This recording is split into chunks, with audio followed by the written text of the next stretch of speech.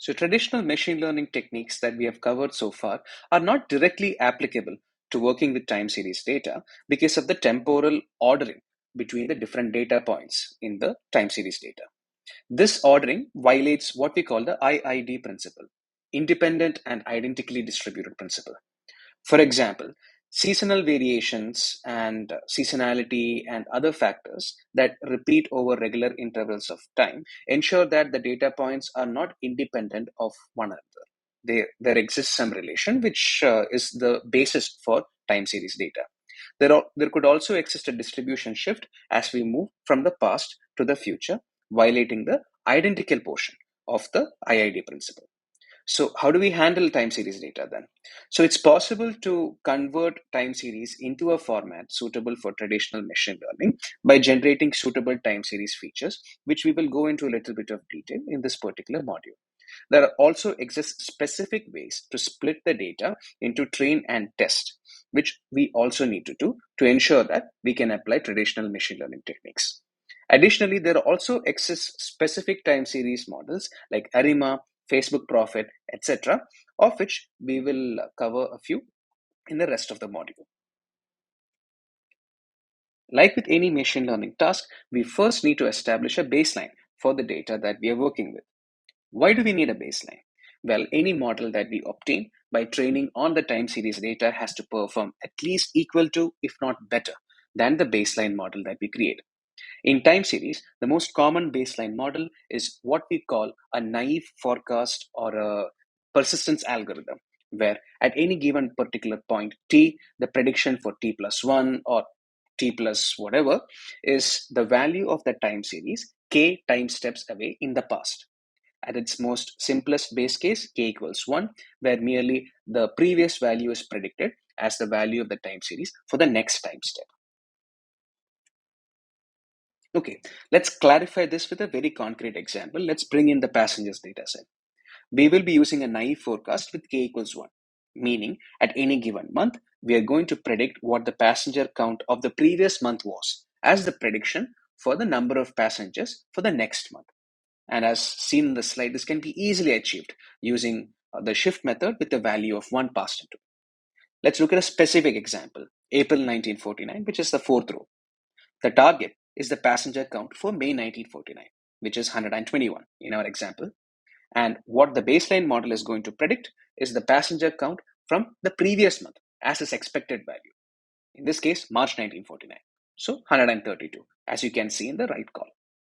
Do note that there will be NaN values at the beginning of your data frame because there is no previous data, there's no past history on the basis of which the baseline model can predict. So in our case, k equals 1, so there is only one NaN value. So be mindful when you use larger values of k because you will find as many values of NaNs in your baseline prediction as the value of k that you have used. As mentioned earlier, our old random train test splitting does not work as the data violates IID principle. A certain kind of bias called look ahead bias is introduced. So one can imagine a scenario where under the randomized train test splitting, data from say 1958 is present in your training set, which will be used to then train a model that will be evaluated on a test set that might contain data from the past, like say from 1950. So this is not how you will encounter data in real life.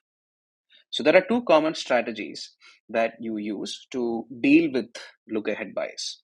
The first one is chunking, where you sort of divide the passenger's data set, for instance, into units of time that make sense to the problem. So in this case, years. And you pick the first 80% of chunks for training. Say, for instance, all the data from 1949 till 1958 is used for training, and the remaining 20% for testing. You need not even use chunking. You can just use the 80-20 split directly on the data. And the most important key point here is you don't shuffle it. You don't shuffle the order. This ensures that the past is used specifically for training to create a model which will be evaluated on a test set that will be made of future points. There also exist specific cross-validation techniques for time series called time series cross-validation, which is present in the scikit-learn library, which we will cover later. Okay, Let's see how this happens in practice. Suppose we are interested in a 75-25 split. So in our passengers data set, all the data till the year 1957, including 1957, will be used for training, and all data that comes after 1957 will be used for testing. So we can easily split the data into train and test buckets by accessing the year property of the index of our data frame. This is why it's helpful to use the month column or whatever the column that contains daytime information as your index, because you can do this train test split quite effortlessly. So how do we evaluate our time series model? Well, it really depends on what kind of task you have at hand, whether it's a classification task or a forecasting task, etc. So for the passengers data set, it's a forecasting task, which means it's a regression problem. So as such, all the regression metrics that you have seen before can be used. A very common and popular metric that is commonly used in time series forecasting tasks is the mean absolute percentage error, aka MAPE. In addition to be a good indicator of model performance, you can easily explain this metric to non-technical stakeholders as it has a very nice intuitive interpretation. For example, suppose the target passenger count is 100.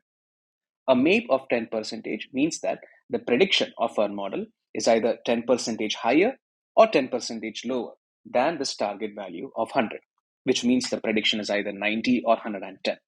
Quite easy to understand, right? A common pitfall of MAPE is that when the target is zero, it causes the MAPE to blow up. And lower the target, higher the cost of error and higher the MAPE. So there are techniques like weighted MAPE, which sort of adds weighting to solve some parts of these problems that we just mentioned, but we will not go into detail. MAPE is available as a metric inside the scikit-learn library under the metrics subpackage. Before we learn how to generate different time series features, let's see how we generate the target column. So this depends on the specific problem. So let's see how it is for our passengers dataset. In the passengers dataset, we are interested in predicting what the passenger count for the next month would be. Since the data is on a monthly cadence, we are interested in predicting for the next time step. So this can be easily achieved, as you can see in the slide, by using the shift method with -1. In addition to a suitable train test split strategy, let's see how we can generate time series features to make our time series data work well with traditional machine learning techniques. So we sort of resolve the temporal dependence between the data points by generating these features so that each data point can stand alone by itself.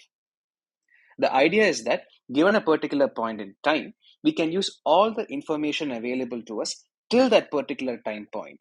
For example, if you're generating features for the row corresponding to April 1949, we can use all the information available to us from the very start of the data set till April 1949.